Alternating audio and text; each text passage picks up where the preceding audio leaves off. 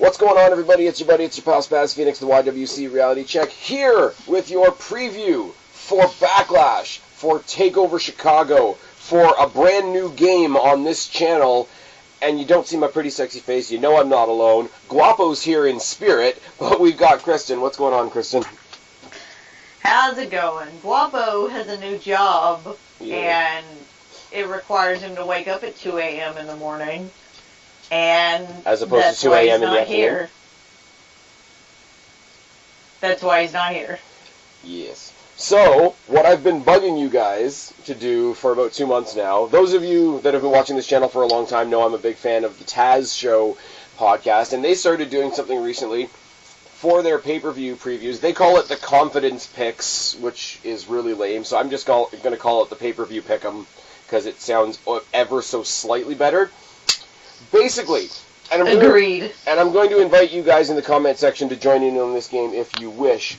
What it means is, if you've got a pay-per-view of, say, 5 matches, you're going to make all your predictions for those matches, and then you're going to rank those picks by how confident you are in each one. The one you're most confident in is obviously going to be number 5. The one you're least confident in is going to be number 1, and you earn points accordingly. So I've got picks. Kristen's got picks. I've got Guapo's picks over here on the Doomy Clipboard of Doom, and I'm going to invite you guys to throw your picks down in the box below. Now, this isn't like, okay, I'm only looking forward to one match, so here's my one prediction. If you guys are going to play, you have to pick all of the matches so that you can rank them accordingly. I will be announcing the winners in the next tackle. There's going to be 2 this time because we've got Takeover and Backlash to talk about. And Kristen just reposted her picks because she accidentally deleted the file, so this is going to be all kinds of fun. Yep, this will be all kinds of fun, and since I'm so very behind on NXT, my picks are literal stabs in the dark. It could be like watching Raw where we stab ourselves in broad daylight. Anyway, so let's talk about Takeover Chicago. No, you don't get to walk away from that lame of a joke. No, boo. Boo, sir. Are you done? Alright, that's all I got. Alright. So, we're talking about NXT Takeover Chicago. I wanted to talk to... somebody asked me this a couple weeks ago on Twitter. The takeovers are really becoming like the highlights of the particular weekend that they're on. And I think it's really cool how, for the most part, once they stopped having takeovers on Wednesdays, which was lame, they linked them up to major pay-per-views. They linked one to WrestleMania, they linked one to Royal Rumble, etc., etc., etc. This is the first takeover to be associated with a B-level WWE pay-per-view. And I don't know whether that's going to affect it or not. Well, it's arguably linked to the better pay-per-views. Well, it's linked to SmackDown, obviously, because we all know that's what I'm saying. We all know that Raw's Extreme Rules in 3 weeks is a hot garbage fire. But I think, even though we always say, like, oh, you know, are the NXT fans at least SmackDown's going to actually defend its main title. Yeah, that is a thing with stuff.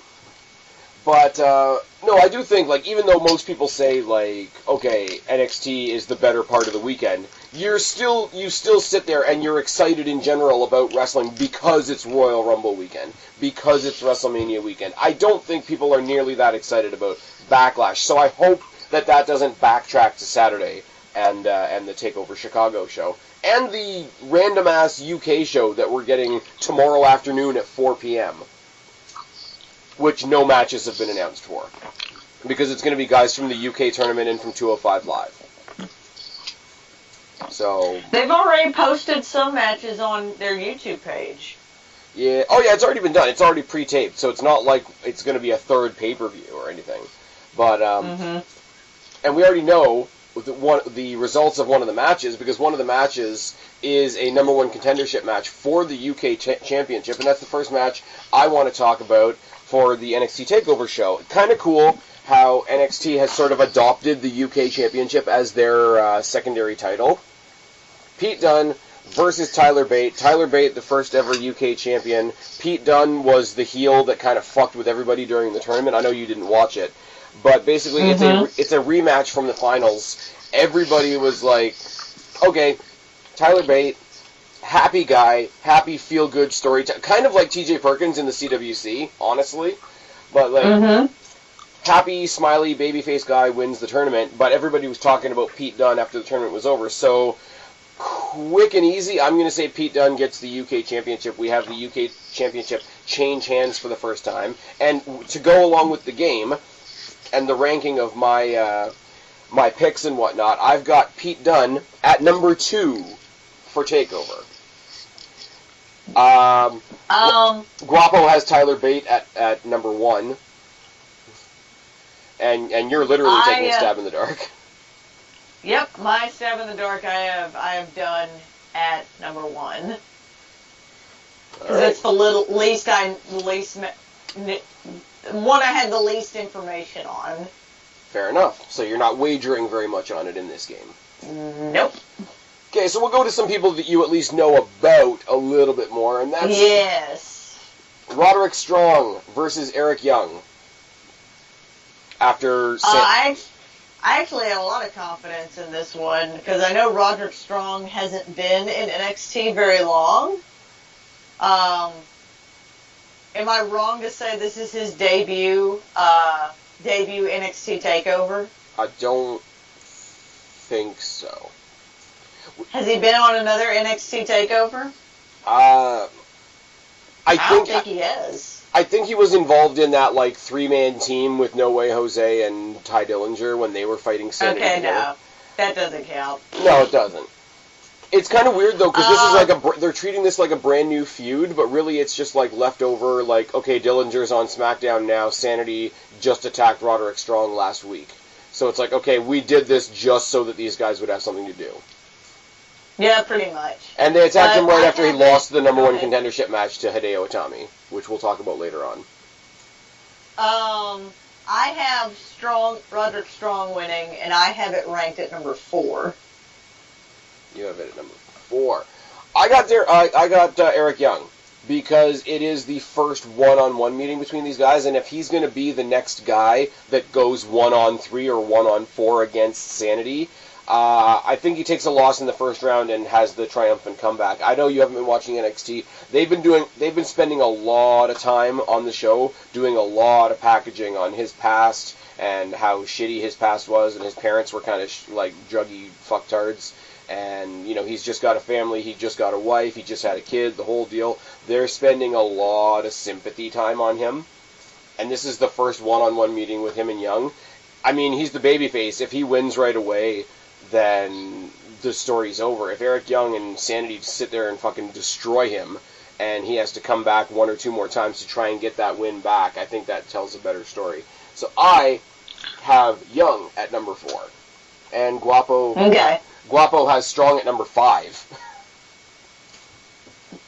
I feel better now about my stab in the dark. Alright, fair enough.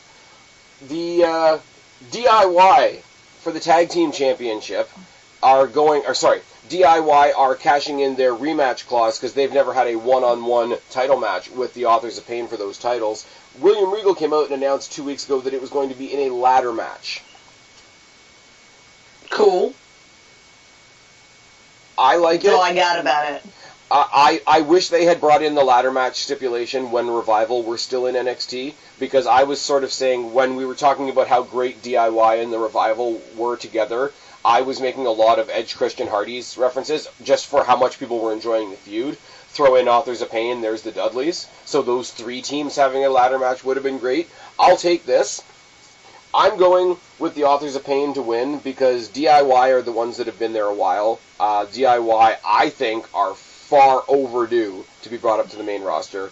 They're the only team that I would actually say I want to be on Raw, because they can go up as a team, they can go throw their hat in the ring in the tag team division on Raw, or they can split them up and use them to bolster the Cruiserweight division. So I hope they lose, or I'm predicting they lose, but I'm predicting they lose because they're going up, and DIY, yes, Authors of Pain are going to be staying around for a while. They're going to be facing Heavy Machinery and a couple of other teams. I've also heard that there's going to be a heel turn, but it's not Ciampa, that it's Gargano.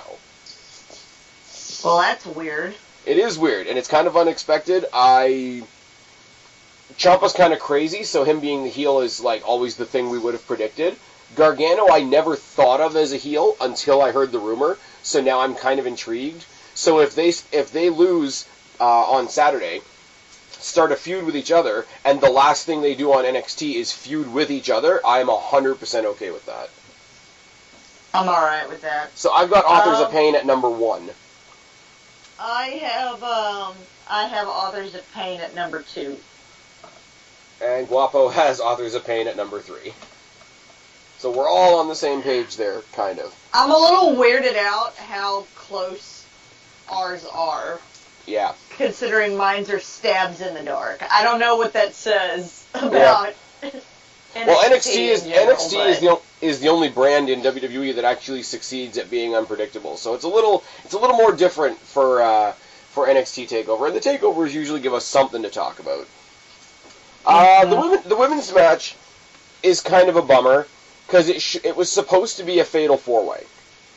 Basically, yes. they had a battle royal a couple weeks ago to determine a new number 1 contender for Asuka. Yeah, Ember Moon got an injury. She has like her arms messed up. Her arms all fucked up. Well, basically what happened was they had this battle royal, and like for the size of the NXT women's roster, there was about 20 women in this battle royal. Don't ask me to name all of them, but honestly and obviously, it got down to Nikki Cross, Ruby Riott, Ember Moon, and Ember Moon. Yeah, I've seen their clip on this match. So after it's down to those 3, the clip cuts off. But I see a backstage segment with Asuka like really frustrated and something, and Roy and Regal yelling at her like, "Why did she do that?" So I assume she came and interfered in the match, and when it got down to the 3 having to face all of them. When it got down to the 3 of them, she basically ran into the ring and fucked the 3 of them up. And threw Ember Moon right out of the ring and fucked up her arm and all that sort of thing. My problem with this is they have to go with their women's division on NXT, and they have to have one-on-one matches. There's been a lot of triple threat matches recently, battle royals, fatal 4-ways, etc. Well, maybe it's because they have apparently 20 women on the roster. That's way too many for this small a show. Well, figure too, though, like, NXT is the show of the developmental league. You gotta imagine there's, like, at least as many people as we see on TV, there's that many more waiting in the wings for their shot. So, like, just to fill the ring for a battle royal, I'm sure they have the bodies, and that's really all it was. But what I was saying when this was still a fatal 4-way, I'm like, okay, I don't want to see another multi-person match. Like, NXT is sort of known as where the women's revolution started, so have two or 3 matches on the pay-per-view. You've got the Nikki Cross Ruby Riott feud, you've got the Ember Moon Asuka feud. Have those 2 matches, and then later on in the night, have those 2 winners face each other, rather than just throwing them all in the same match. And especially now they have all these women right now for the tournament that's going to be in August, so they're trying to, have enough women to do all of that. It's true, and I can see your point. Like, they wouldn't want to do what feels like the end of a tournament at a pay-per-view when they're about to have a big tournament. But exactly. With Ember Moon out of the picture, there's nothing making me believe that Asuka's not winning. The way they're booking Asuka right now as a fucking wrecking ball, and especially now that she's turned heel, she ain't losing. And if she was going to lose, she was going to lose to Ember Moon, who's no longer in the match. I agree. I have Asuka winning at number 3. I have Asuka winning at number 5. Guapo's taking a gamble. Guapo's saying Cross at 2. I would like to hear why he thinks that. I would love it to be Nikki Cross, but I'm not going to bet on it. I think they're going to make her whenever, depending on what's wrong with Ember Moon. Do you know what's wrong with her other than arm fucked up? I think that's literally it. I think she took a hard spill when she left the ring and fucked herself up on the guardrail. Because they don't have the solid black wall like Raw and SmackDown do. They have the old school like bar barricades. So you get your arm stuck in there, you're pretty fucked. Well, I'm saying, do you know if it's like a muscle tear or a bone issue or? I don't have that specific an answer for you, no. Okay. I would So I was about to say, if it's not that bad and it just happened too close to the pay-per-view, I would say next Takeover, Ember Moon wins it, but it'll just depend on what kind of injury she has. Yeah, and I mean, like, I always, especially with NXT, because NXT does such a great job with their women's division, I always look at the one or two women that are on top of the division at the time, but then I'll pick out, like, somebody else that catches my attention. It was Alexa Bliss for a while. They never let her run with the title in NXT, which I never understood. People think I'm crazy, but I like Liv Morgan. They repackaged Daria Baronato this week on NXT as, what the hell's her new name? It's like Sonya Deville, and she looks like she's going to legitimately rip somebody's head off. So, because she's got that, like, because she's, like, got the MMA background, they're kind of, like, presenting her like female Brock Lesnar in attitude-wise. So that's something to look at. And I got Aaliyah there. She's my hometown girl. It's obvious that the next champion is going to be Ember Moon at some point. So because it's obvious, it kind of pulls me out of it a little bit as far as being interested. So I pay attention to the rest of the card, and it's like, okay, who's the next? But unless we get some surprise, here's one for you. There's no Drew McIntyre on this show, which sucks. Nope. There's no Aleister Black on this show, which sucks. They are part of the preamble. Whenever they do the takeover, they tape the next week's NXT before the takeover. They're advertised in matches with that. Yeah, friggin' Drew McIntyre, who's great and who's killing it, even though he's only been back a couple of weeks, his big fight booked for next week on NXT is against Blake. Okay. Because apparently Blake and Murphy are still a thing, but, like, separately. I was like, why? No. I don't know. I like Drew McIntyre. I like the way he is now. I like Aleister Black. He's fucking badass. I will have to get into NXT. I have a hard time watching wrestling by myself. Heck, when I lived in Baton Rouge, it was easier because I'd go to the guy's house or they'd come over to my apartment or something. It's way easier to watch wrestling with a group of people as opposed to watching it by yourself. I don't know. I would say something slightly different, but I'm constantly taking notes, so that's my... I guess that's my surrogate for having a whole shitload of people over, because I would be ignoring them and writing notes. So, I don't know what to tell you. Last but not least, Bobby Roode versus Hideo Itami for the NXT champion. Oh, side note, because I don't think I've talked to you since the last NXT pay-per-view, or we haven't talked about it anyways. What do you think of the new NXT belts? What do I think of the belts? Yeah, the new one. I'm not a huge fan of... I haven't seen I haven't seen a lot of the women's belts, so I will have to go look it up right here. I saw Bobby Roode with the NXT title. I don't know how I feel about it. It looks a lot like the old X Division title, except without any black on it. Or neon green. I don't know. I'm talking about the old one. I've never seen. But, yeah. I don't know how I feel about it. I don't hate it.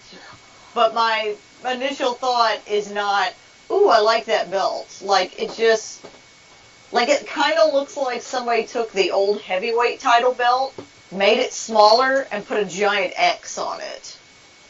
I don't know. I never liked the initial belt. I never did, because it looked so awkward. I wasn't a fan of the initial belt either. Would you say that it's at least an improvement on the old one? Because the old one just looks square and awkward.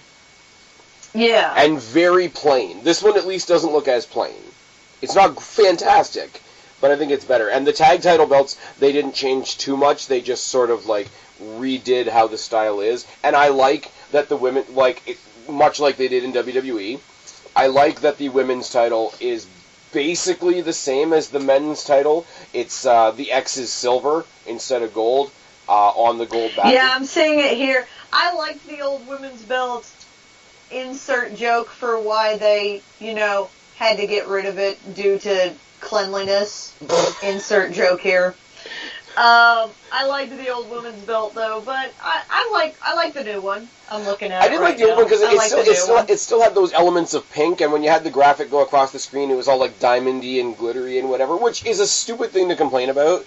But when you look at the main roster and the fact that we wised up, we got rid of the butterfly belt and all the pink and purple shit. It wasn't the best. I like that it is so similar to the men's, like moving towards like, hey, the women can do what the men can do, like symbolically. That part of it I liked a lot. But anyways, Hideo Itami versus Bobby Roode. Hideo Itami is really hard to get behind, only because he's debuted in NXT, got injured, came back, got momentum, got injured again, halted, came back, and now he's come around for a title shot. I really hope he wins. He's not my pick, because I don't think it's going to happen yet. I think it's going to be one of those chases that takes multiple times.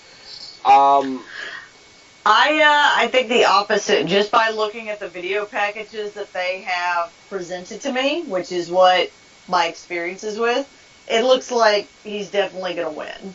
But that's just me. Yeah. See, I don't... If they're going to take the title off of Roode, it has to be because he's coming up, and I don't think they're bringing up Bobby Roode right now. And if you get him past the point of being NXT champion onto something else, he's going to seem like he's floating in NXT.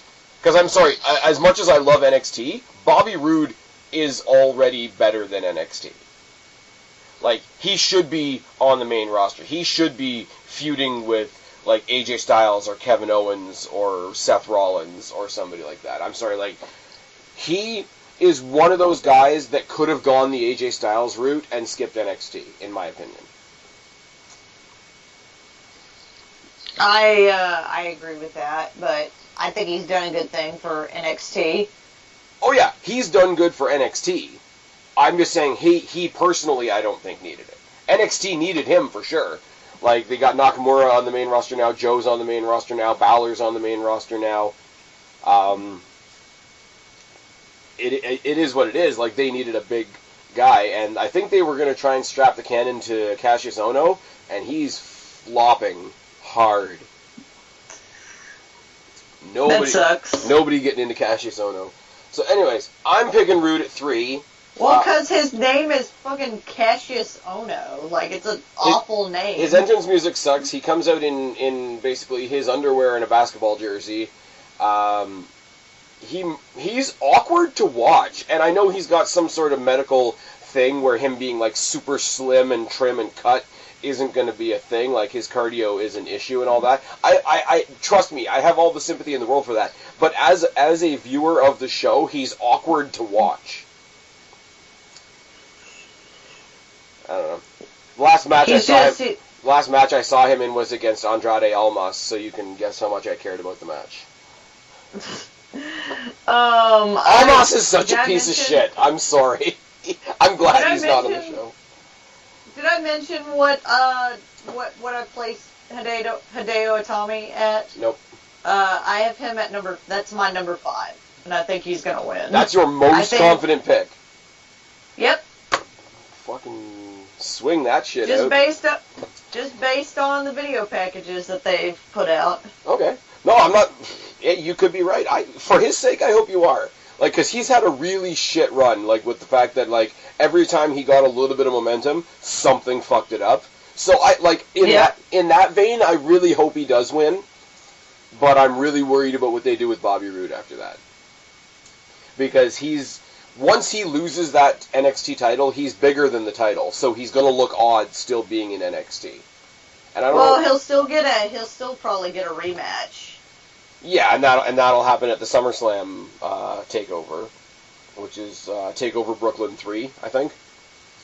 But it's one of those. As long as Hideo Itami doesn't start becoming a Kevin Nash joke, and every time he does anything, he gets injured. He tears a quad.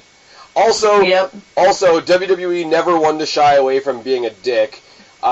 Obviously, they're going to give the title shot to the guy that uses the GTS in Chicago. Yeah, that's not a bad choice either. Yeah. I don't know, it could go one of two ways. Either the Chicago Smarky crowds are going to completely embrace him and say, okay, good, go you, and kind of live their Punk fandom through him, or it's going to piss them off and they're going to boo him out of the ring. I could see both happening. It's not going to piss him off, because he's the one that originated the move. Yeah, but also he's the one that's been all over Twitter saying, I can't wait to come to Chicago and show you my GTS. Like, he's been trolling. What is he? He's been trolling Chicago. So, I don't know. Could surprise us. I think they're not going to turn on him. They're super smarky. Yeah. I don't know. All I want to see is, like, flip on my TV on Saturday night and see CM Punk bought himself a front row ticket. Just, like, takes a cheap shot at Tommy on the outside. That'd be fucking amazing. But that's Takeover. So we didn't do too badly for a show you haven't been watching in a while. No, not. Let's talk about Backlash. And how, even if it sucks, it's going to be better than Raw's pay-per-view. I don't know. I'm not excited about some things on Backlash, but we'll talk. It's got a very, like, I think we've said this before. SmackDown has a very NXT feel to it, where they have like 3 major stories, and then they just throw some other shit on there, which is exactly what NXT does. NXT books a story for their 3 titles, and then they throw 2 extra matches on. This time, one of them happens to be the UK title, but it still follows the same sort of pattern. But Backlash, because it's a WWE show, not an NXT show, has a kickoff. Kristen, do you know what's on the kickoff? Yes, but only because you sent it to us. Harper versus... No, that's not true. No, that's on the card. That's on the card. Then what's the kickoff? No, it's Dillinger and... Dillinger versus Aiden English. Yeah. Who's going back to his NXT gimmick because Simon Gotch left the company. And... Well, what? The Aiden English, like, the artiste gimmick ain't getting over for shit. Well, the vaudevillains were never going to be a big thing anyways, because it was almost too gimmicky. Yeah, but he's really playing up the artist thing, too, like the whole singing bit, and it's falling really flat, and what worries me is WWE's going to look at this, because Dillinger's new to the main roster, and Aiden English is kind of new to the main roster in that he's playing a completely different role now, so they're kind of both new. And Dillinger's over as hell. He can afford a loss. English can't. So I'm afraid that WWE is going to give English the win because he can't afford to lose right now. But I'm still going with Dillinger. He's my number 2. It's my number 2 pick. Friggin' Guapo has Dillinger at 7. I have Dillinger at 4. I have Dillinger at 4. Because other than being in the Royal Rumble, I think this is his first pay-per-view. Yeah. And, like, they brought him up, and they were really excited about it for, like, 2 weeks, and then what's he been doing? Everybody was saying he should chase Owens for the United States Championship, and it's like, okay, so you're going to... That's way too soon. Way too soon, but also, like, okay, it's going to become a bad joke soon, like... Okay, you got a Canadian that just won the U.S. title from a Canadian who's going to defend it against another Canadian. And, I mean, you've also got Sami Zayn on there who feuds with that U.S. champion a lot. Are they going to do the Lance Storm thing and just put, like, a Canadian flag sticker on it? That'd be great. But anyway, I really hope... I'm making my actual pick here based on what I want to happen, which is Dillinger at 2. We all said Dillinger. We all put different numbers on it. It's kind of a match out of nowhere. It was just announced on .com, so there's not even a story. It's just there's 2 guys that are doing stuff on the kickoff. On the main card is Harper versus Rowan. That's my number 1, because I'm like, whatever. Yeah. I feel so bad for Luke Harper. Somebody. I picked Luke Harper, and for no educated reason at all, just whatever. Which is I feel the same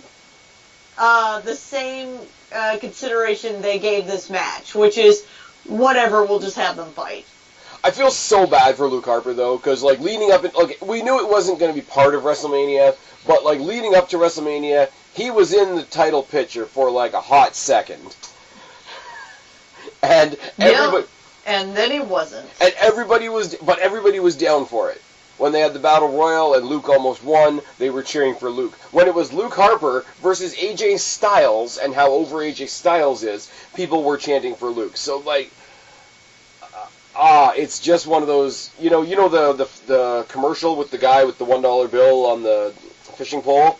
It's like, oh, yep. you almost got it. You almost got it. And what the fuck are they doing? Why do they have an issue?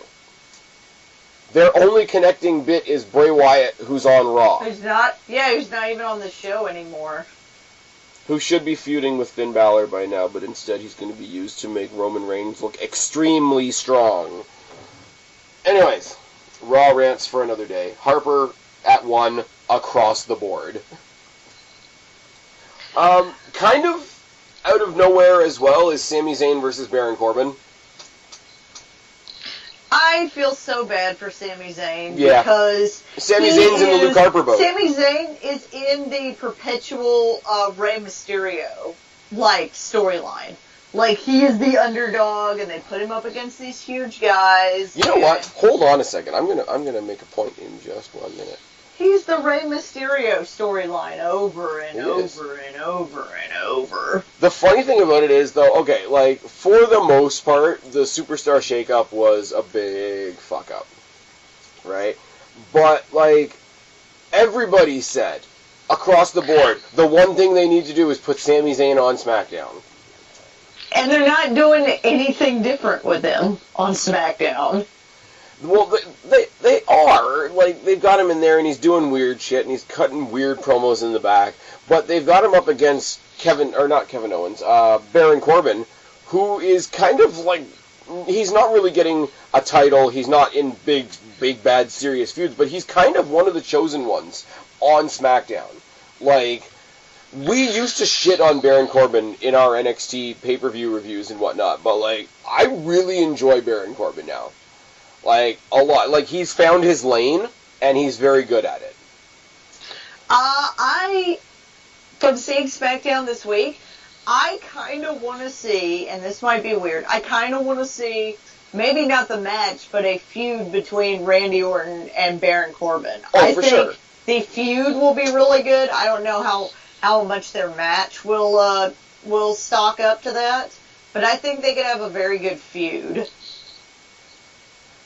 I do too. And when you see them in the ring, and it took me listening to a couple of other podcasts to kind of realize it, and then I went back and watched the match again, Randy Orton and Baron Corbin are scarily similar in the ring, in the way they go about stuff. Like, they're built kind of the same. Obviously, Corbin's a lot younger, but whatever. They're made to fight each other, and I don't think people care much about most things that Randy Orton does right now.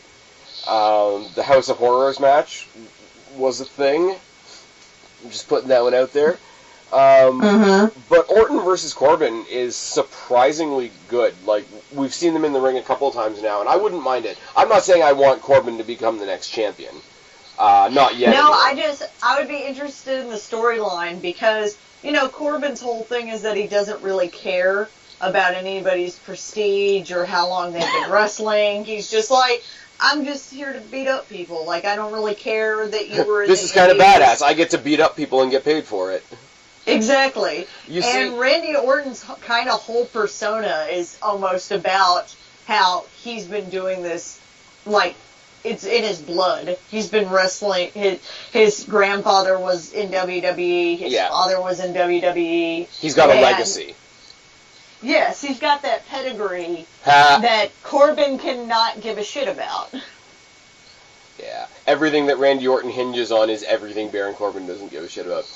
Baron Corbin, and I think you and I have had this conversation before, Baron Corbin is one of the few, because we talk about all the gimmicks that are great in NXT, and they come and they die on the main roster. Baron Corbin, I can honestly say, is one of the ones that has done far better on the main roster than he did in NXT.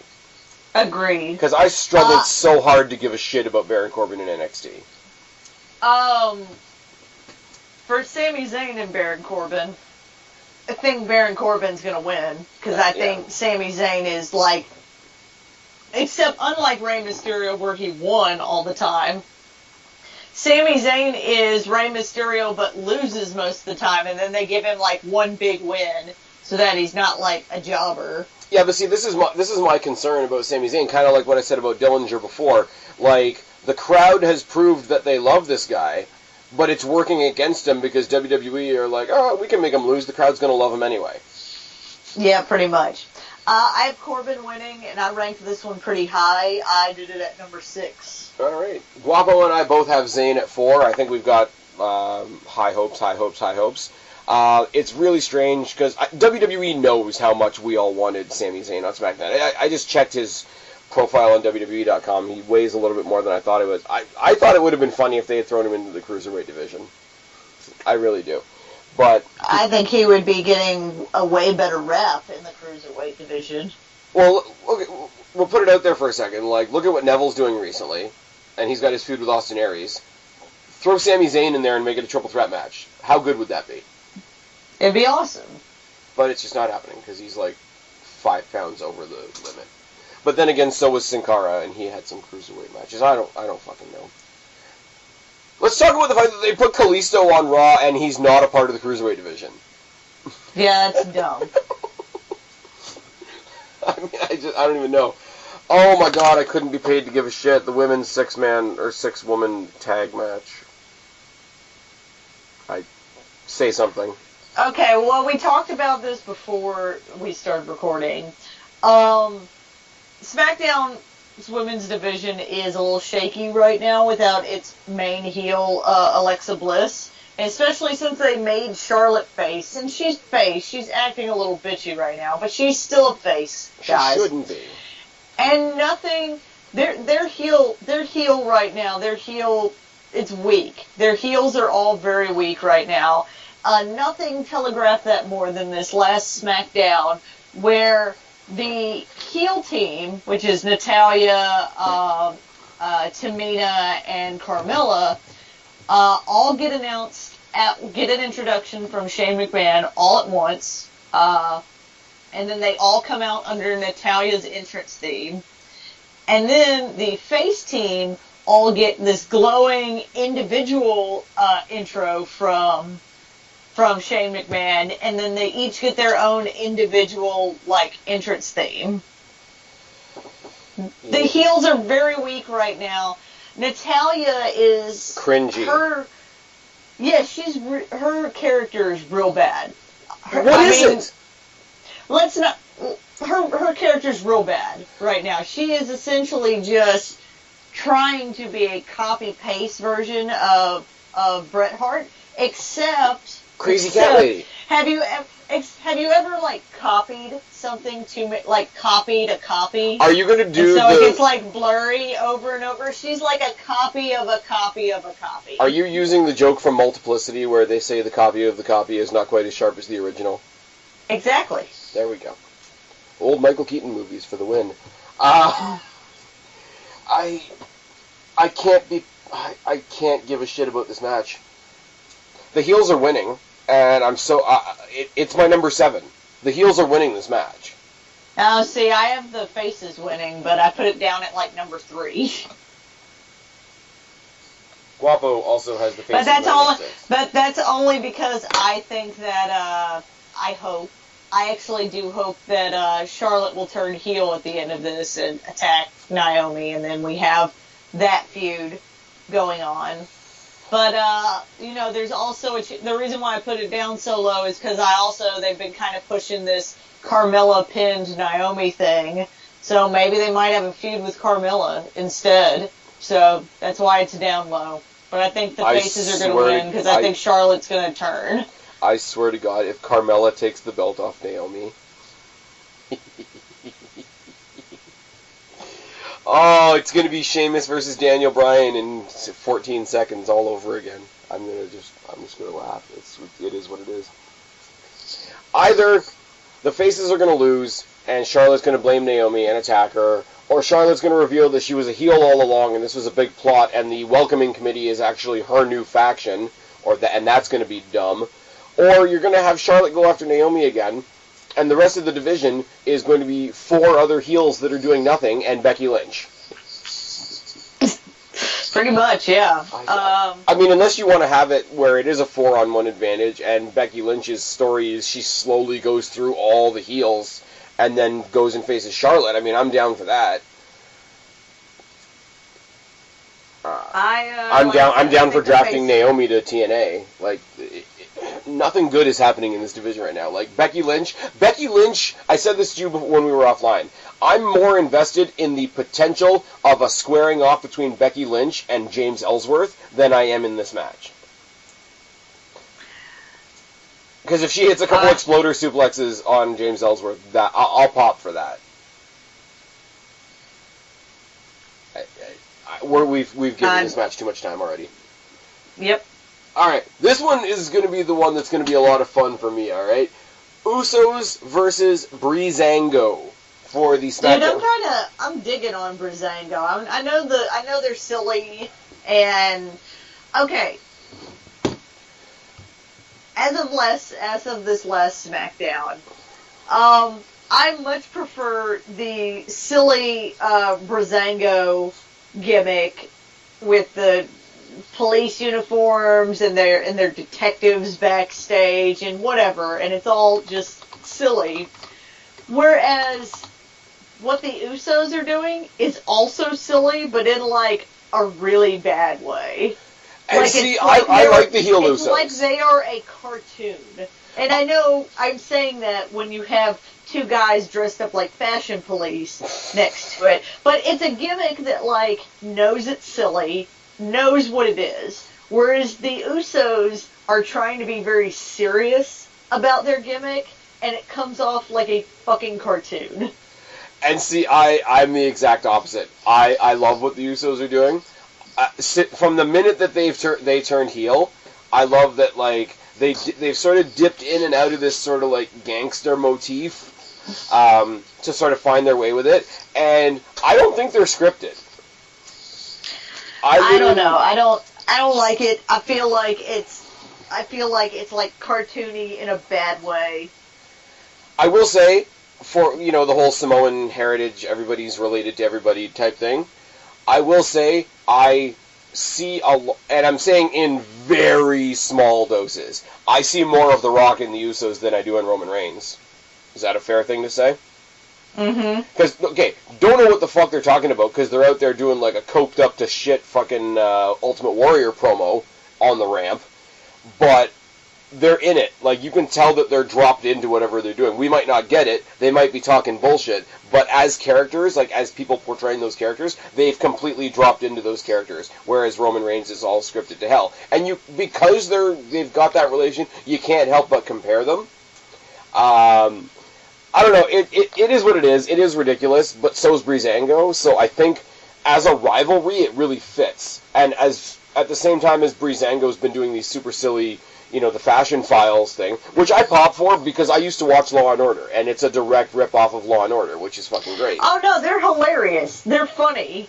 But they're contrasting that with being a hell of a lot more intense in the ring, have you noticed? Yes. Like, friggin' I enjoy it being a comedy gimmick. I enjoy their gimmick because it's a gimmick that knows what it is. Like, it's like not trying to be too serious. Like, they're just silly, and I love it. Whereas I feel like the Usos they're trying to be serious, and it looks silly. Yeah. I don't know. I like any team that can go out there with a silly, fun gimmick and still, like, rev it up once they get in the ring is cool. I always use, you know, and everybody in, you know, both of them are from NXT, so it's an easy comparison, but I use Triple H as the example. In one episode of Raw, he could come out at the beginning of the show with DX, throw the glow sticks around, do some crotch chops with Shawn Michaels, whatever, have a good old time, still come out at the end of the show as the cerebral assassin, cave somebody's head in with a sledgehammer, and neither one would look out of place. I like people that can do that. And Breezango's starting to do that. Friggin' Fandango he's gotten away from doing that stage dive leg drop thing that he used to do, and he's starting to use the Falcon Arrow, and I'm sorry, he pulls it off better than Rollins. He's sticking it hard, and as a new finisher, he's doing great. And I mean, Breeze, like, how much have you and I come up here over and over and over again talking about the upside of Tyler Breeze? Tyler Breeze is a man that's pushing through with a gimmick that's never going to get him a main title run. But he's getting there. He's a workhorse. I don't know if I said this to you before in a video, but I know I've said this in SmackDown and Raw videos before.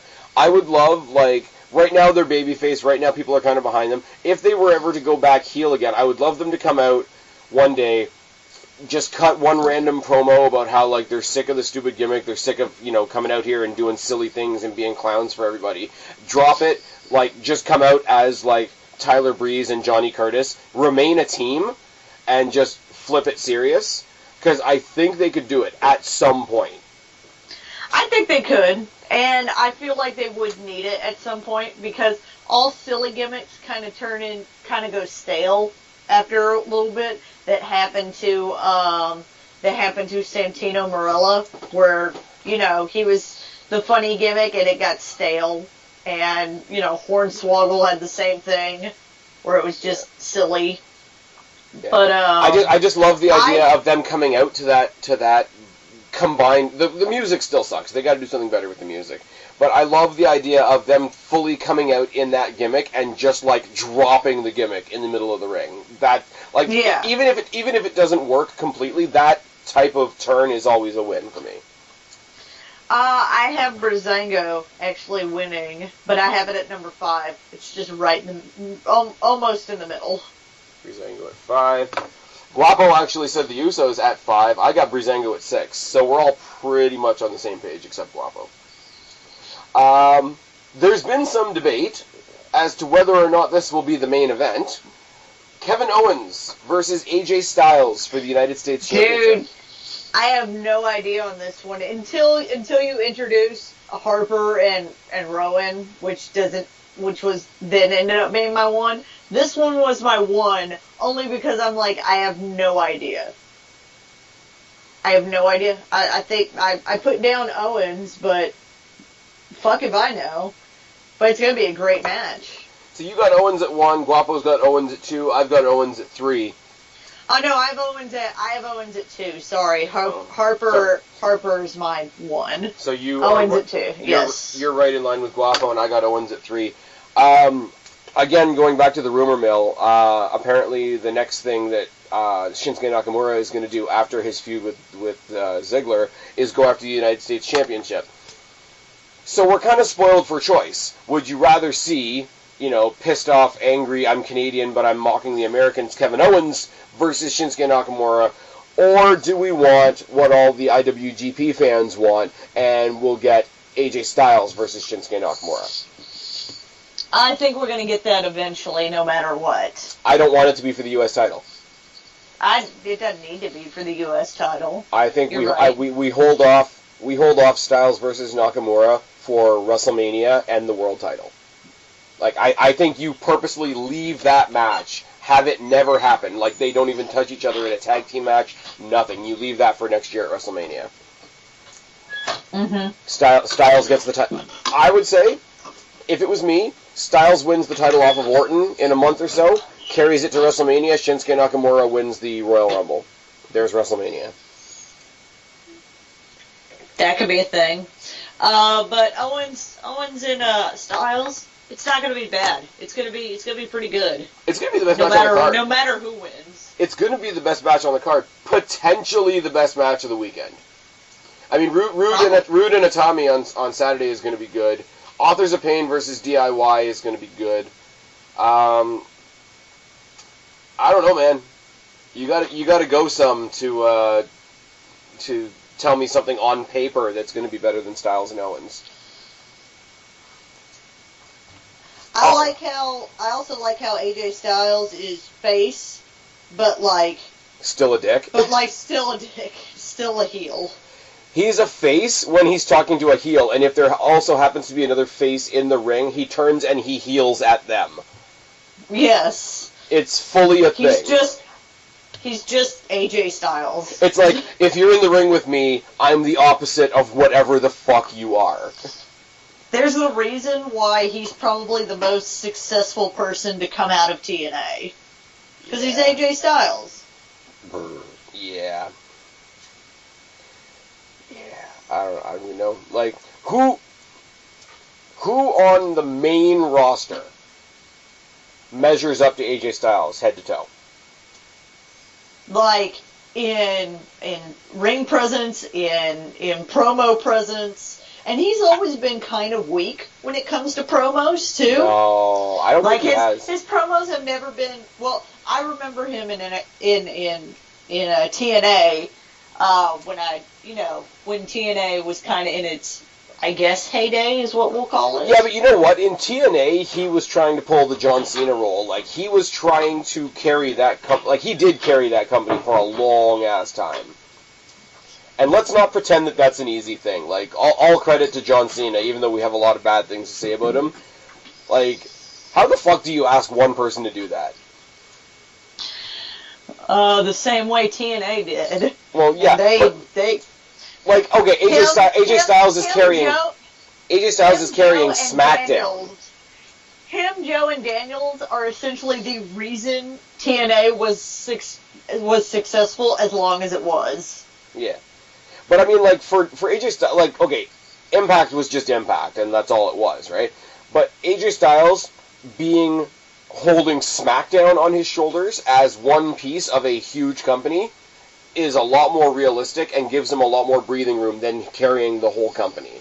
And you know what? Mm-hmm. I think, honestly, all due respect to TNA back then when they were doing good shit, but AJ Styles has a lot more room to breathe in WWE.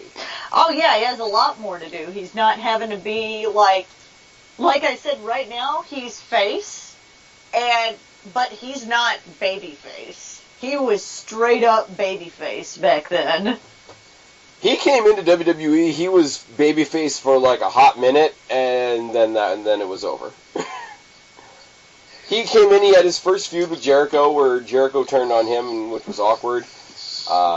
Yeah, AJ Styles is a straight up babyface. Isn't always like, top tier.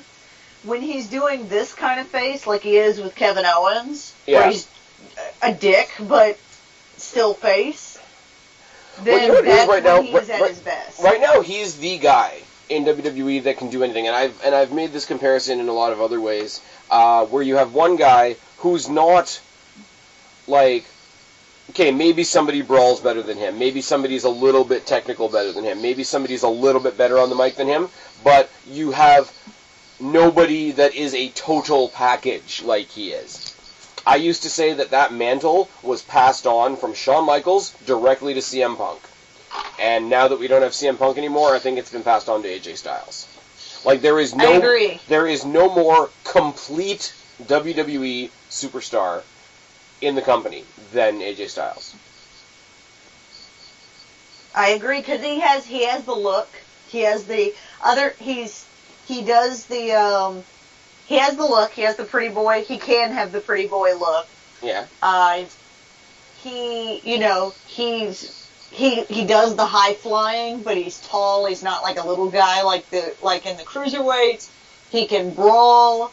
That's what I was gonna say. Like, what as his opponent? What do you want to do? You want to brawl? Cool. You want to high fly? Cool. You want to chain wrestle? Cool. You want to bring in weapons? Cool. You want to fly off some like weird monstrous structure? Cool. You want me at the top of a ladder? Let's fucking do it. Like, you want to have a promo off with me? And I don't, like, a lot of people are like, oh, I can't take AJ Styles seriously because he sounds like a hick. I'm like, he's still better on the mic than almost anybody in WWE right now. I mean, obviously you've got John Cena that comes in with that John Cena element on the mic that can't really be duplicated, but it's not necessarily the best. As I say, I go back to my statement from before. I would love to have a WWE where AJ Styles and CM Punk are there at the same time, because that promo would be sick. Because either one of them could be babyface, either one of them could be heel, or we could just not give a shit. Oh, Moving sorry. on. I went to look at Facebook to look at our match orders again, but somebody just posted a picture and it has Alexa Bliss with a kendo stick and she's like, tapping it against her other hand kind of thing. Yeah. And it just says, "I have the weirdest boner right now," and it was so funny to me in that moment. Alexa Bliss is the best woman WWE has, and all the Charlotte fans are going to come at me now and thumb down this video and whatever. I'm sorry, Alexa Bliss, again, we go back to the thing we were just saying a second ago about AJ Styles. Charlotte might be a better technical grappler in the ring. No problem saying that whatsoever.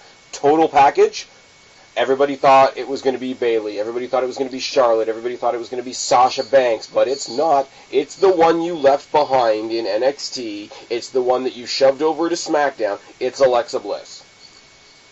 No fucks given. Man, I was still on SmackDown. But yeah. Moving on. Okay, probably on. The one match that if we had said 3 months ago, hey, this is going to be your title match, Randy Orton versus Jinder Mahal. Dude, can I just go ahead and tell you that Orton's winning?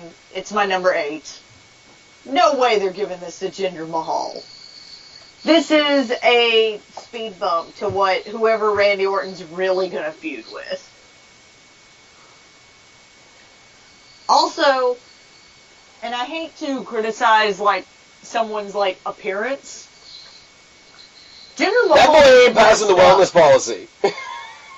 What? That man is not passing the wellness policy. That guy's body is jacked up in a bad way. There is just something, his skin, sags in, weird places. It almost feels like you could just grab, a hunk of his skin and, it'd just be he's ripped but flabby at the same time. Does that make any sense? Yeah, I don't know how to say. I listen to a lot of podcasts. You guys have heard me talk a lot, again, about what used to be the Bear Hug It Out podcast and is now known as CB Over the Ropes. One of the only woman on that podcast is Tori Yates-Orr, who's an amazing podcast host. But she got questioned on this thing a while ago, and they were talking about Roman Reigns. And one of her things was Roman Reigns is so hot and whatever, and he's got really veiny arms. And then they came back and it's so if veiny arms are a thing, is Jinder Mahal your number one guy? And she's like, no, it's too much. It's way too much. Somebody needs to... Before we continue on our hate thing, I don't hate it. I don't hate it. There's one thing about Jinder Mahal that I like. Which is? Because usually WWE is really bad about when they do the, quote, foreigner gimmick, especially when it comes to, Middle Easterners and stuff like that. Could be a terrorist. It goes too much with it. They go, almost, cartoon Snidely Whiplash, villain with it. Yeah. And I don't feel like he's cartoony. Yeah, they're keeping it in a good balance because I don't think they're coming so far as to say, I'm here to attack America. He's coming out here and saying basically Americans are idiots, but he's got the thing not so much about being against America, but just the idea that he's going to go home to his people and he's going to be a hero, which is still egotistical as shit and still snobby and whatever. But I don't think it's racist as much as it is super cocky, prideful. Yes. WWE's been really bad, notoriously bad in the past for this kind of character specifically when they do the, especially Middle Eastern foreigner gimmick, going way too bad with it, and they aren't. And they did have Muhammad Hassan sacrificing The Undertaker in years gone by, so that was kind of bad. But, I will say that who were his two, sidekicks, his edge heads? They were the Bollywood Boys. They were in the CWC. They were in the Dusty Classic. They need a new look because they look like they're the guys that follow around a Pakistani nightclub owner. Yeah, but they're not wrestling, right? When they wrestle, I'm sure they'll be in regular gear. But I know, but they need a different, like put them out there in jeans and a t-shirt or something, or put them out there in, like, slacks and something. But, yeah, like, but the whole just... idea being is that, like, he's going to be going back to his people in his country, and he's going to be very affluent, he's going to be very classy, he's going to be on a pedestal, like, and he can't dress like that himself because he's about to fight. So he surrounds himself with people that are dressing like that. I get they're trying to create like an ambiance thing. That much I get. Maybe it's the white shirts. Maybe if they put them in like purple. Hey, or like watch like, what you're saying. They Come on. look like. Come on, all shirts matter. All shirts matter. They look like bouncers. Like they look like bouncers at a nightclub that's trying to be classier than it is. Yeah, they look like they drive around in a white limo with gold trim. Yes. And what's funny is you knew exactly what I meant by that. You could picture it, can't you? Exactly. Outside the club, and it's not like a club of good repute. I will say, if the only thing we get out of this is they use this as an excuse to bring the Bollywood boys to the main roster, I'm okay with that, because you know what? I'm okay with that too. But Jinder Mahal is jacked up and not in a good way. What is wrong with him? Like, CWC didn't use them very well. They were eliminated in the first round. Dusty Classic, they were eliminated in the first round. NXT used them as jobbers. Throw them on the main roster. Let them have a feud with... If Breezango win the tag titles, I would be okay. Not ecstatic, but okay with a feud between the Bollywood boys and Breezango.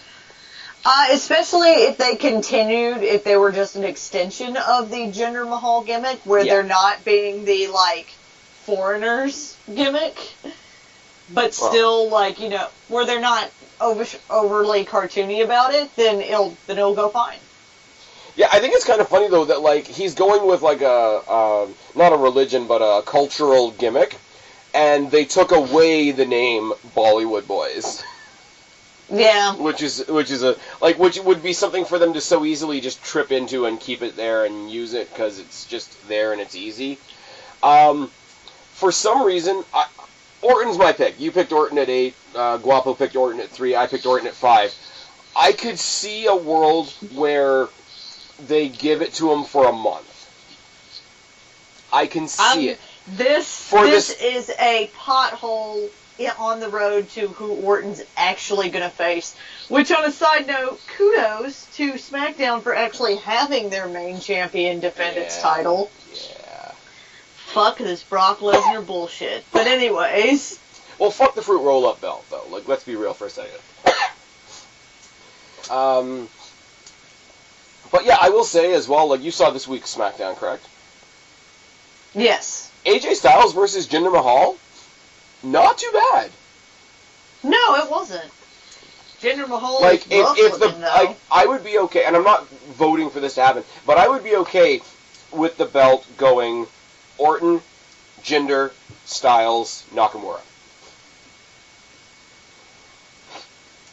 Because if you play him up like he's this affluent guy and he's got this dynasty and he's got these people behind him and rah. If you want to play it off as he won because it was a 3-on-1 advantage, if you want to play it off like, you know, AJ Styles went in 2 months later and won in a 3-on-1 advantage, it's all good. And I mean, he has a benefit right here. Jinder Mahal does, with the fact that the champion is Randy Orton. Because nobody really cares about Randy Orton. So nobody's really going to throw a flag on Randy Orton losing in the name of, you know what, this guy might fall on his face, but let's give it a shot and see what happens. People are totally going to be okay with Randy Orton being stripped because a lot of people are bored with Randy Orton as champion. And like I say, the House of Horrors match didn't help that at all. That was the last little messy bit of the Superstar shakeup. So Randy Orton kind of feels like he's just holding the belt right now anyway. So if you want to use this little in-between period to give somebody that we would never have thought in a million years is going to hold that belt a chance to see how they do with it, it wouldn't be the worst thing in the world. I wouldn't be mad if, I wouldn't be mad if Jinder Mahal wins. I think there's no chance in hell they're giving it to him. And I will say, if anybody doubts his ability to have a legitimate title match with somebody, think back to the early days of NXT, the tournament to crown the very first NXT champion. The final match was Seth Rollins versus Jinder Mahal, and it's a fucking fantastic match. I encourage anybody that hasn't seen it to go back and check it out. Like, because he was doing the 3MB gimmick, but he wasn't doing the 3MB gimmick on NXT. So he got to sort of just go in there and get his shit in. And I mean, Seth Rollins, we're talking Seth Rollins in his younger days as well, before he was even Shield. But it's a great match. If you haven't seen it, go check it out. We're all picking Orton. It's a feeling that I have. Like, the same holy fuck, what is this reaction that we all had when he won the number one contendership. I can see WWE trying to cash in on that reaction a second time. And like I say, I wouldn't mind it terribly, because we've already seen that Jinder Mahal and AJ Styles can have good matches. Now, my absolute most confident and Guapo's most absolute confident pick at number 8 for both of us. Nakamura is going over Ziggler. Can we just say that? I have that at number 7. At Nakamura? Nakamura going over Dolph. This is the perfect first opponent for Nakamura. Exactly. Like nobody gets excited about Ziggler anymore, but he's not winning. What? There's no way Nakamura's not winning. Oh, for sure, but I'm talking about the match itself for the purposes of, like, you know, this is the King of Strong Style and, like, everything that entails. Perfect opponent. Like, the living ragdoll that is Dolph Ziggler. Dolph Ziggler's the guy that he's like Tyler Breeze. Like, he's the guy you put up against somebody when you want that person to look good. Yeah. Yeah. I mean, like, they're trying to revitalize Ziggler as a heel again, and it's never really going to happen, because we don't care about what Dolph Ziggler's doing as a character. I don't think we've cared about what Dolph Ziggler's doing as a character for a long time. We wait for him to get into the ring so that we can enjoy what he does in the ring. And that's kind of unique, because normally if we don't care about what they're doing, we don't care about what they do in the ring either. But Ziggler is the living put-over machine. Like, he is... Yes. He is far younger in his career than somebody like a Chris Jericho, but I think he's already doing what Chris Jericho does. Which sucks, because he didn't even get, the good parts of Chris Jericho's career. That's true. Yeah. So what, you want him to come out in the scarf of Ziggler? That'd be awesome, if he just started doing that gimmick. What, basically rip it off from Jericho? Completely. Yes. Come on, Owens already stole the highlight reel. Like, I'm okay with Owens stealing the highlight reel, but Dolph Ziggler could come out. He doesn't have to do the list, but he could just do the, drink it in, man. Like, that, rip it 100% off. Yeah. Like, have him come out in... I would have him, change his music, change his pyro, come out with the jacket, the whole bit. Because, Ziggler and Jericho already have a past anyway. And you could say, because he does his little stand-up comedy shtick on the side. It's like, look, Jericho's not the only one that could have a, big superstar career outside of WWE. Starts comparing his little, stand-up comedy bit to Jericho being in Fozzy. Exactly. Also, Fozzy's song Judas that they're using for NXT TakeOver is stupidly catchy. Stupidly catchy. It's ridiculous. But, yeah. So this was fun. We're having a lot of laughs about some of the stuff that could happen this weekend. I don't know about you guys in the States, but I got a long weekend this weekend, which is good. Yeah. We're doing the pay-per-view pick'em, which is kind of cool. Guapo's kind of here in spirit and on paper. So I'm going to say one more time for anybody listening that wants to participate in this and wants to be calculated in these calculations over the weekend, please put your full predictions and rankings down in the box below, and I'll write you in at some point. Kristen, tell them where to find you. Can I talk about one more thing first? I know it's a small thing, and it's about Raw. Is it? Okay. The last thing I saw on Raw, I'm sorry. Can we just mention that Dean Ambrose needs to just interview people on Raw because it's fucking hilarious. For the love of God, man, eat a carb. Man, eat a carb. Oh my God, I laughed so hard, and I rewatched it over and over. For the love of God, man, eat a carb. There's like a vein there. There's like a vein in there. I'm glad he didn't make the vein comment to Seth Rollins, because there would have been a lot of memes to come out of that.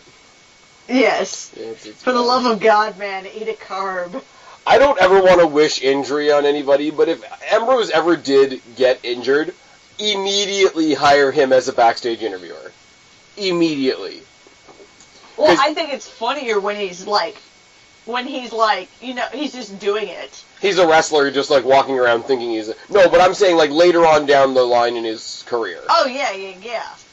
And but like, keep the gimmick. But don't tell anybody he's retired or injured or whatever. He just walks around backstage interviewing people, and people are like, "What?" I love the fact that he's still getting his digs in at Lesnar, eh?